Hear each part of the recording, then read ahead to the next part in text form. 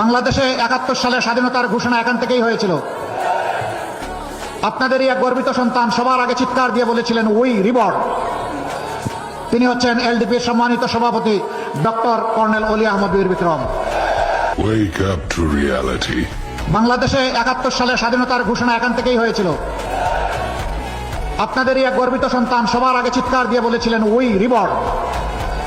তিনি হচ্ছেন এলডিপির সম্মানিত সভাপতি ডক্টর কর্নেল অলি আহমদ বীর বিক্রম। জিয়াউর রহমান সাহেবকে হাতে ধরে সামনে এগিয়ে নিয়ে গিয়েছিলেন।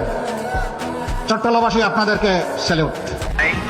Ziaur Rahman do hereby declare the independence of Bangladesh.